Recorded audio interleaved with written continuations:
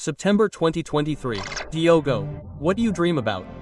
You know, the most important thing is just to be alive. I want to live, I want to be happy, and I will try to be happy. On June 22, 2025, Diogo Jota marries Ruth Cardosa, the girl with whom he spent more than 12 years. During this time, they had 3 children. It was a day of love, fidelity, and a long journey together. Forever, Diogo wrote on social networks under a photo with his wife. End of June 2025. Doctors give Diogo an unexpected and alarming diagnosis. Pneumothorax is a condition in which air accumulates around the lungs and can prevent a person from breathing fully.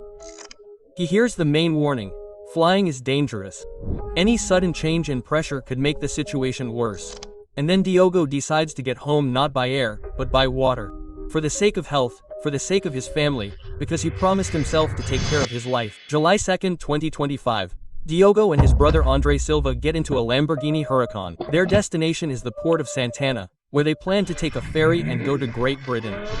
Liverpool's pre-season training camp was supposed to start on July 13th. They drive along the A52 highway in the Zamora area. There are 340 kilometers left to their destination. Night, the road, and suddenly a loud bang sounds in the darkness.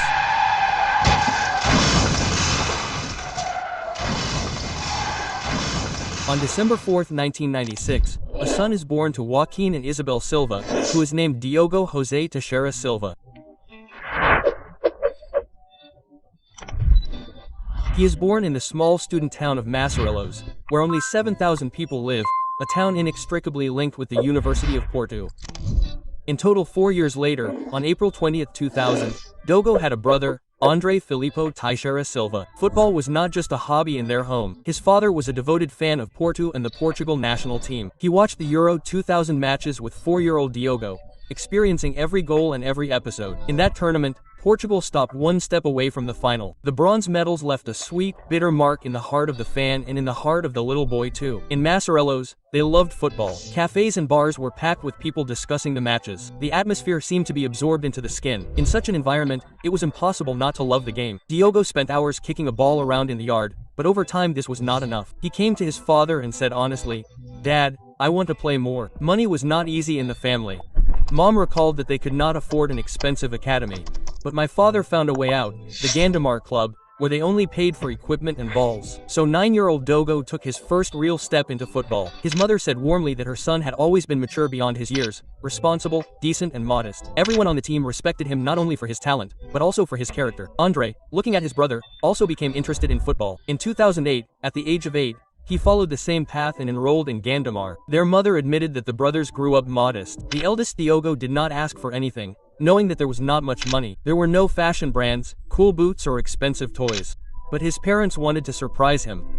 For one of his birthdays, they gave him a PlayStation. Diogo was delighted. Of course, the first thing he did was turn on football simulators. After school and training, he played FIFA and PES for hours, beating all his friends and honing his understanding of the game even on the screen. This was also an important part of his life, because he carried his love for virtual football through the years. Even later, having become professional, he did not give up this hobby and often showed a real class in FIFA, almost like an e-sportsman.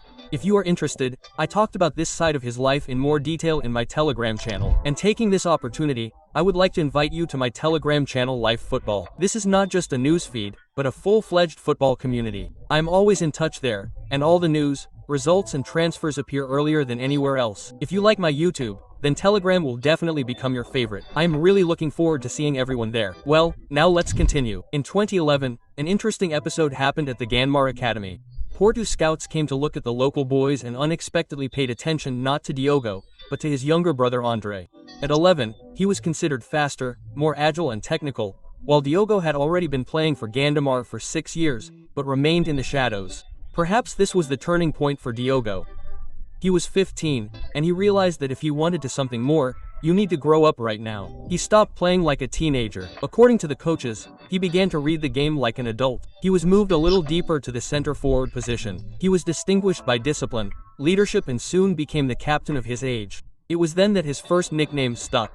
Little Professor, for his ability to see the field and manage the game. In 2013, he was noticed by the scouts of Paus de Ferreira. It was a serious club, which in the same year took 3rd place in the Portuguese Championship.